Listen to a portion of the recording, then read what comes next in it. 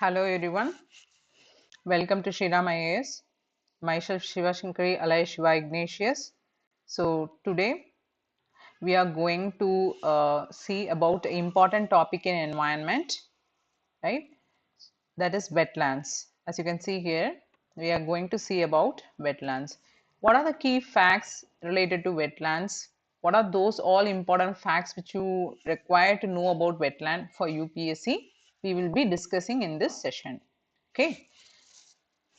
Right. So first we will begin with what is wetland, Anna? So first you should know what is wetland. So what is wetland? Generally speaking, people used to say wetland means it is a land, from the name itself, wet land. So it means a land which is covered by water. Okay, this is general way of defining wetland. Land that is covered with water. That means water can be of fresh water, salt water, or brackish water. This way, it can be of any form. Okay, and it can be an artificial one or a temporary one. But we should know a proper definition for wetland. That is very important, which should be all inclusive. So just stick with me here. I'll be making you a formula. Okay, so this formula will help you to remember about wetland, right? So let us start. See, wetland. Just you have to write like this, right? Then you just put equal to and start like this with a set bracket.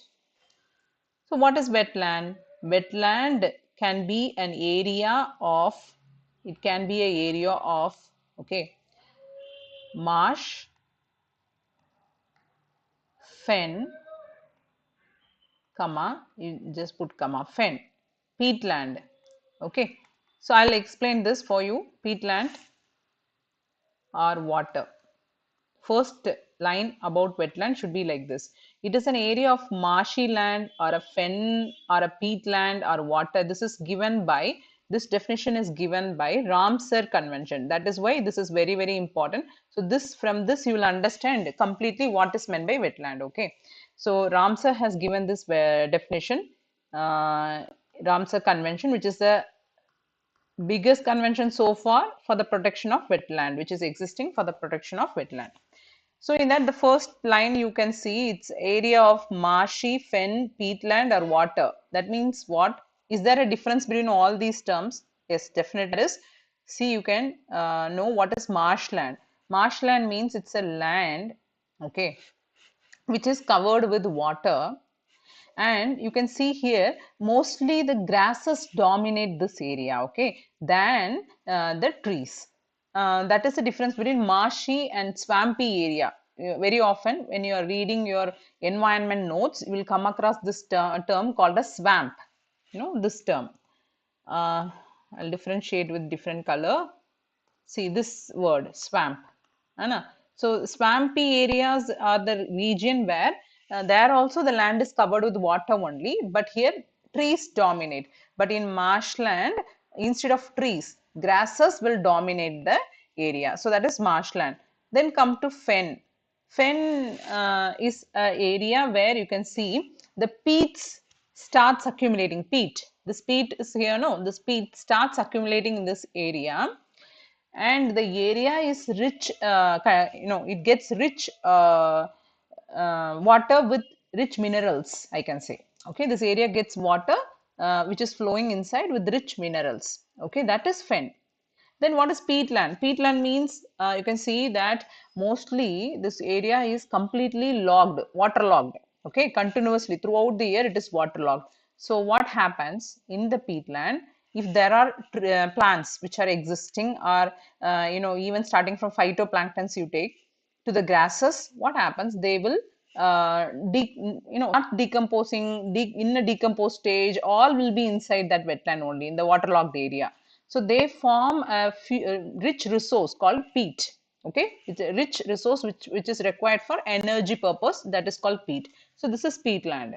And any water bodies, they are saying. So this is the first line which is mentioned there in the Ramsar Convention, because most of the students are getting doubt in reading this definition for wetland. That's why I thought I'll definitely do it here in our session.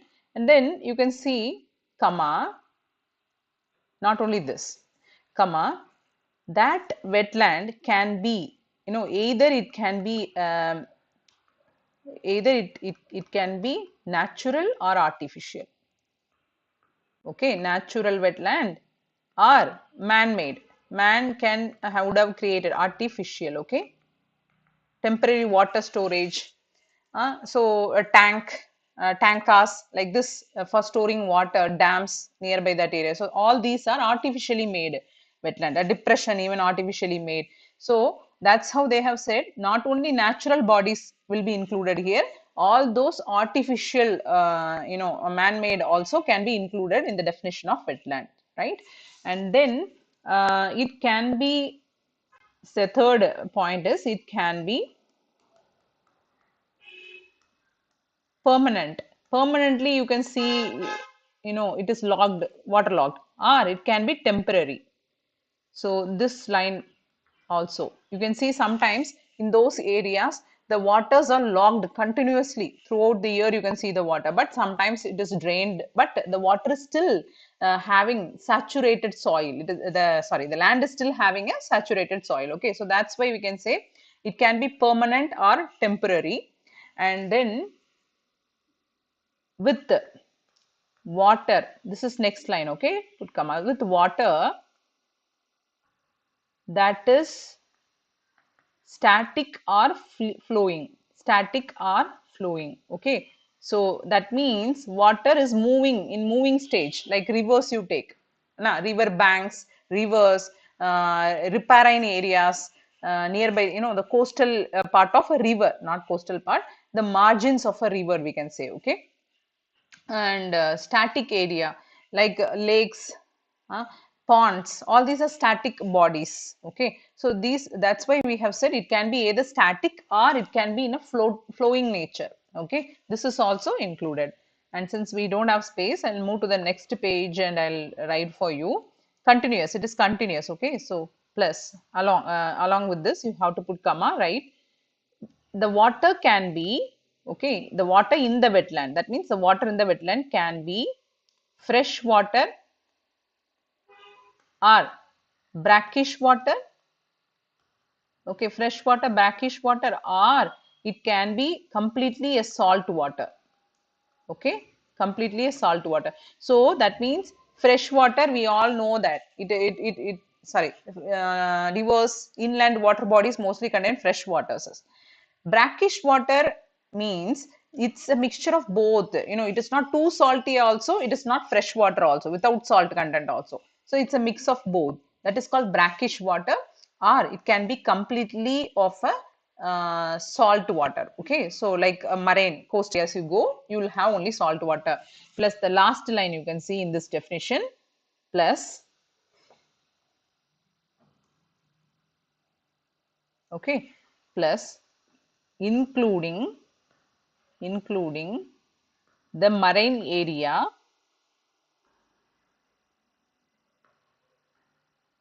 or you can write the areas of marine water, including the areas of marine water. Okay, um, whose depth, okay, whose depth should not, whose depth should not exceed 6 meters in low tide. This line is very, very important. So this is also included. So previously we thought like the coastal zones, okay, and inland, the depressions, the lakes, the rivers, okay, all these are called, all these are included in wetlands. This way we thought. But what they are saying that not only that, the marine areas of marine environment, okay, where the water does not exceed 6 meter in low tide. That means the coastal, nearby the coastal areas, you can see the waves comes. Okay, so at high tide, what happens? The water will be higher in that area, but at low tide, it will be lesser than 6 meter in depth. So those areas nearby the marine bodies, nearby the oceans, the end of oceans, where the ocean meets the land. These areas and all is included here along with the other wetlands. Okay, so then again, and not only this, they have also said that it includes,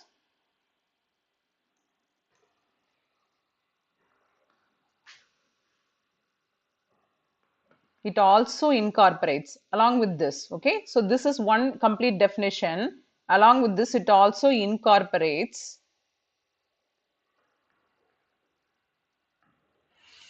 okay, it also incorporates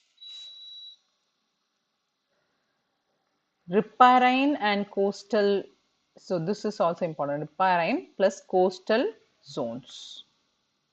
Riparian plus coastal zone. This is one wholesome definition. Then they added this part there. Riparian plus coastal zones adjacent to, okay, adjacent to wetlands plus islands or marine waters. We said no, areas of marine waters which exceeds the depth of 6 meter. We already told that is a condition that even if it is a marine water, that when it meets the land, the depth should not be more than 6 meter. It should not exceed 6 meter in low tide. We said like that. But what they said, additionally, they gave this definition. They told that all the riparian, are the coastal zones which is adjacent to a wetland or an island or a marine water exceeding the depth of 6 meter. Okay, within, which is located within a wetland, that is marine water body. Suppose you see a bay and a lagoon. Okay, when a bay is created, there will be a water inside the bay which is exceeding a 6 meter, and here near the coastal areas it is again less than 6 meter. So we are only protecting the coastal areas but not the bay which is inside of it. So in order to protect that and all, they have included this additional definition in the wetland. Okay, so this is a wholesome definition for wetland. Whenever you're reading about wetland, you have to be very sure to know about all these things. So this is wetland. Okay, so hereafter you have to know like the types, what are the how many wetlands are there in India. We already have 75 wetlands declared under Ramsar Convention, and based on this criteria only we have added them. So this is the criteria, this is the criteria given by Ramsar Convention. So this is the wholesome definition for wetland, right? So wetland can be of any type. It can be a permanent one or it can be a temporary one. It can be natural, it can be artificial, it can be static or flowing in nature, or fresh water, brackish water or salt water. That doesn't matter at all. So it includes everything, including the marine areas. And there are two conditions for it, as you have seen. Okay, so and even the adjacent areas to the wetland are also considered now. The riparian and the coastal zone which are adjacent to the wetland is considered as a wetland. So this is something, a definition which we have given for wetland, right? Now this much is enough to know about wetland. So here you can see this is a definition given by Ramsar Convention which I explained for you. Then we'll go to the next important data, that is the facts about wetland. You have to know the facts. Again, if question comes from in wetland session, it will come from the factual data. So now we are going to see the facts only. See, first very important thing which you have to know about wetland is, the very important fact which you have to know about wetland is, first thing, are sorry wetlands are everywhere. Okay, it is present everywhere. That means it is where everywhere, it is found everywhere in the world, starting from tundras, the ice clad regions, tundras, to tropics. You will find wetland. This is one important statement which you have to remember. Tropic, tundra to tropic, you will find the wetland.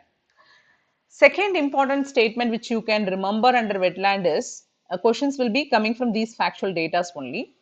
See, almost 90% of wetland, okay, is lost since, lost means in the world total wetland almost 90% of wetland is gone. They are saying like this, 90% of wetland is lost since 1700s. Even around 2000, when we reached 2000, 85% of wetland is lost, but now additionally 5% is also gone. We are in 2020s, so 90% of the wetland is lost since 1700s. Okay, that means three times we are losing wetland than forest. Okay, fastly. Forest is going one side, forest we are losing at one side, but three times in the faster pace than a forest we are losing a wetland, okay, than a forest. So this way only they are asking facts, so you have to be very careful in these facts. Then third important point before going into the factual data, so that is distribution of wetlands inside India. The third important point which I like to share is there are three conditions, three main attributes when you identify a wetland. If you are saying a particular place is a wetland, there are three attributes for it. What are the three attributes? That means three character of a wetland. Okay. So at least first character, periodically, at least periodically, the wetland should support. Okay, wetland should support hydrophytes. What are called hydrophytes? Huh? Hydrophytes. Okay, they did not say halophytes, they say hydrophytes. Uh, Hydrophytes are the plants which survive in water, okay, waterlogged areas, or in water, in lakes, in ponds. You will be finding these types of plants. So they are called hydrophytes, which lives inside water. So they have special adaptation mechanism. I am not going to discuss the adaptation mechanism of these plants here. There is a separate topic called ecological adaptation, which we will be discussing. So in that, I'll be taking all these small topics from various units. I'll put together and I'll discuss there. Second important attribute is that, see this, I think we cannot write here. So let me use the space. So let me use this space because we have already done this. I'll rub this, erase this, and I'll use here. Okay. So the second attribute of a wetland you have to know. The second attribute of wetland is, yes, see, second, it should the substrate should support, the substrate should have, okay, undrained hydric soil. We are saying undrained hydric soil. So what is meant by hydric soil? Hydric soil means the soil which is always saturated with water. The soil which is saturated with water, and it has a low oxygen content. Low oxygen, saturated with water. So these are some conditions of, that means anaerobic conditions exist. Saturated with water. That is called hydric soil. Only hydrophytes can survive in hydric soils. Okay. So second attribute of a wetland, if you are noting, if you are visiting a wetland, these are some of the attributes, characters of a wetland. Third, the wetland soils should be always saturated. Okay, that means the water table, no, it should be in the above the saturation level.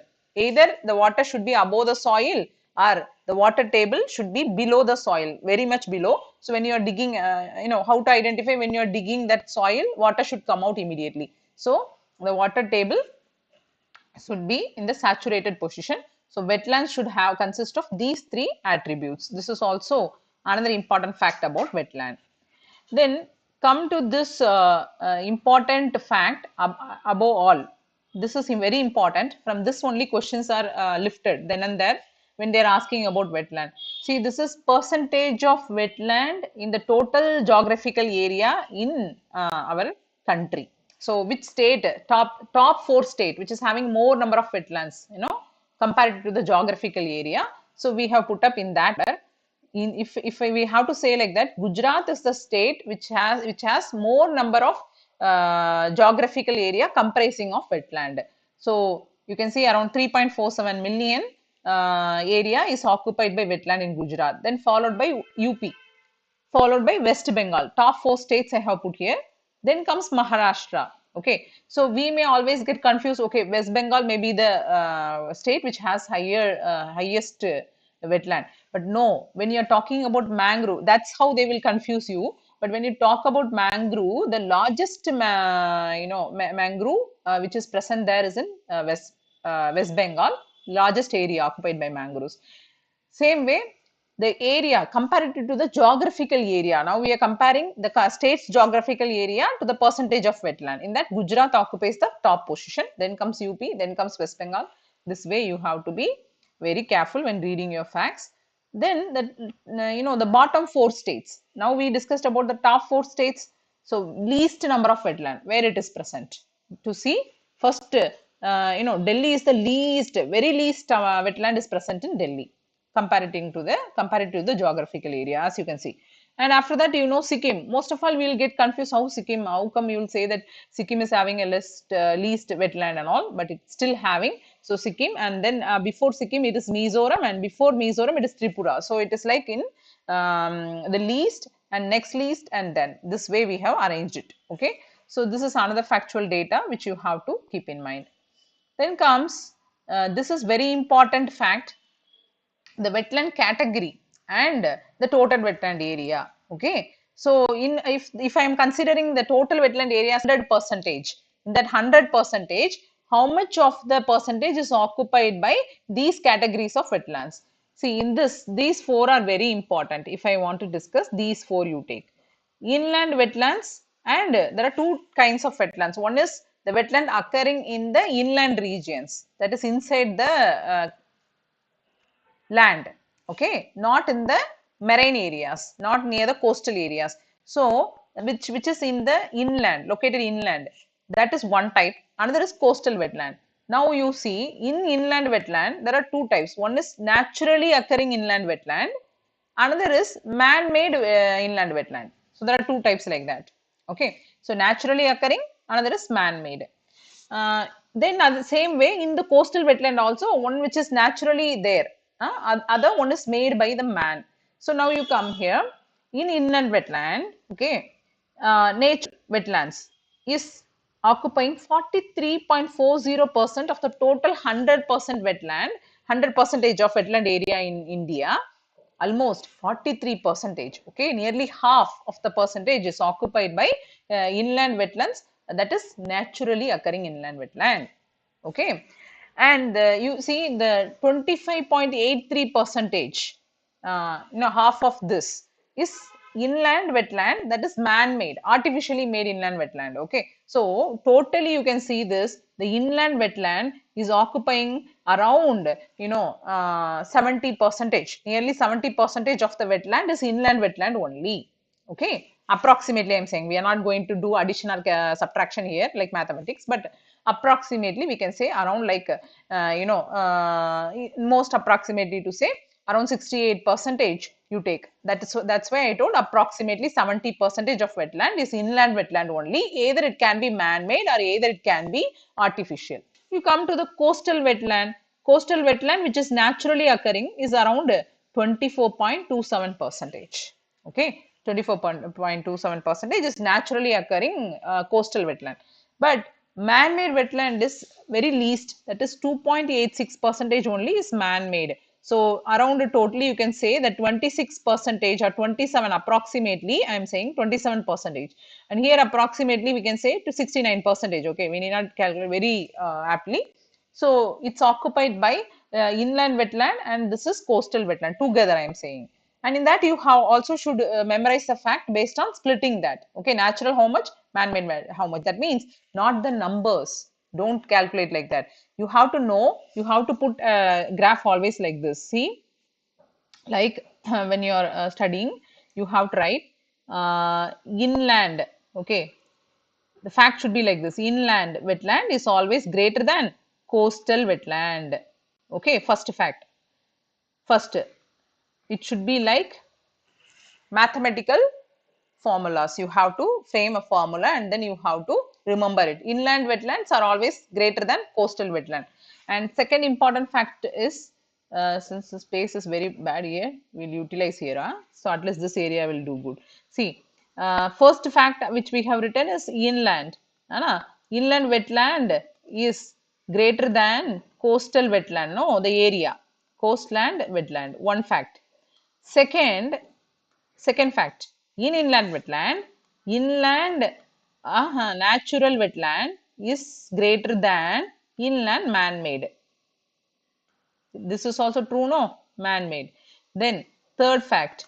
Coastal natural wetland is greater than coastal man-made. Okay, so this way you have to make. You need not memorize the number. Don't do it. Huh? So nobody is going to ask you proper factual data to you, except unless very rare questions appears that way. Okay, sometimes, right? Now we go to the next important thing, that now we have seen all the facts related to wetlands. So the last topic which you have to know about wetland before conservation of wetland. Okay, so this is the benefit of wetland. What are the advantage you are going to get from wetland? As you can see, this figure is very easy to remember the benefits the wetland gives to us. See, starting from this, it can absorb flood waters. Okay, that means the first benefit which you have to keep in mind is that wetlands act as, natural barriers against against various problems we are facing, like droughts, like floods. Okay, so it is acting as a safety mechanism, safety natural barrier against natural disasters, we can say like that, no? So how, like, if a flood is happening, what happened? If a wetland is there, the extra water in the river bank will be stored in the wetland. Okay, so then when there is a drought, what will happen? Again, the extra water which is stored in the wetland will return back to the rivers. So ground recharge, continuously wetland, not only river, the groundwater is also continuously recharged wetlands. So that's why you can see that this wetland, maybe this point is here or it may not be here. If you can add that point, that it acts as recharging the groundwater. Okay, see, maintaining groundwater levels, it is there. So it maintains the groundwater level and thereby it prevents drought in the world. Okay, that is second important benefit you can get from wetland. Third is, wetlands are called as kidneys of ocean interface. Wetland is called as kidneys of, why they are called as kidneys? Kidneys. If you are saying forest as lungs, then we can say wetlands as kidneys. Main reason is that wetlands will trap all the sediments. You can see, if a wetland is there in that area, the sediments will be getting trapped inside the wetland. Okay, and also it also trap pollutants along with sediments, like heavy metals you take, phosphorus, these types of chemicals and heavy metals get trapped along with the sediments, thereby it is cleaning the water. Okay, so the groundwater it is giving, recharging the groundwater is also cleaned by the wetland. So that's why we call them as a kidneys of the earth, of the ocean interface of, or of the earth, we can say. So that's why you can see that this point, maybe it is here, or you can add that point. Okay, it helps filter the waste water they have given. Also anything, any pollutants, anything is there, it will be trapped by the wetland. Okay, and see, and also say that wetlands consist of, it's rich in biodiversity. uh, okay, so lot of biodiversity, it provides niche, it provides house for a lot of organisms, as it's a ecotone also, no? Sometimes land is there, and ocean is there, in between there is a wetland, so it's an interface area. In this area it is rich in diversity, so you should always keep in mind it is highly productive and rich in diversity also. So when I say it is highly productive, I can say that it gives economic benefits to people. What are the economic benefits? Like fishing, lot of fishes you can find here near the wetlands in the coastal areas, and along with that, recreation, tourism. Okay, like this, even transport for, rivers are used for moving goods. Like this way, we are using wetlands various purposes. Okay, so wetland gives economic benefit also. It prevents soil erosion. The coastal wetlands will prevent soil erosion and thereby, see, shoreline erosion, and thereby it brings soil stabilization also. Okay, so this is another important point which you have to keep in mind. Sorry, see. See, coastal wetlands as mangroves and coral reefs can reduce waves and cyclone impact also. So we already know that everything can be a part of wetland. So even the marshy area, the swampy area, so it includes mangroves also. We already UPSC has asked a question to you that mangroves how it is acting as a barrier, no? So in this way, all these are some of the benefits which you can see. You can read this document like as I have shown here. And one important point after this is that largest carbon storage. Wetlands store 2 times more than a forest. The carbon storage, more than a for especially peatland you take, more carbon is stored there. Okay, so this is wetlands act as a food security. Okay, by giving food stocks to people. I already told fishing and all, and same way it also acts as a important resource for fresh waters. Okay, so this way we can say wetland benefits in many way, benefits the humans. Now we see the old question paper you see here. With this we will end the discussion. In 2022 there was a question. There are a lot of questions from wetlands, but especially from the introductory part, these are the questions which has appeared. This was a question which was asked in 2022. If rainforest and tropical forests are the lungs of earth, then surely wetlands function as its kidney. Which of the following function of wetland best reflects the above statement? That means you have to connect these statements and see why it is called kidney. Okay, see here. In this, the first is not the explanation of the statement. The water cycle in wetland involves surface runoff, subsoil percolation. No. Okay. Then algae, algae. You can see this. See, just a minute. Yes. Then you can see algae from the nutrient base upon which fish, and this also is not an explanation. Wetland play a vital role in maintaining sediment balance and soil stabilization, maintaining sedimentation balance and soil stabilization. This is the right answer for the explanation for kidneys, why it functions as a kidney. Okay, see, even it absorbs heavy metals and excess nutrients. Aquatic plants, it is said, it is not said like wet. So but the C option is a very right option for the explanation for kidneys, function of kidneys. Same way, another one question you can see in 2012 there was a question with reference to wetland of India. Consider the following statement. They have given a factual data. I told you, no, the country's total geographical area under the category of wetland is recorded more in Gujarat as compared to other states. This is right. Still now this is a fact. In India, the total geographical area of coastal wetland is larger than that of inland wetland. This is wrong. Do you remember? We have studied that. I ask you to make a formula also that inland wetland is having more, inland wetland is larger compared to the coastal wetland. So this is totally wrong. So the right answer is only one is correct. Second is wrong. So this is the right option. This way the questions has been asked related to wetland. So as of now, it's like wetland introduction is over. So bye from me. I'll be again meeting you with the continuation part of wetland like conservation and all, so that you can get benefit through that. So you have to prepare wetland as a wholesome topic. Thank you all.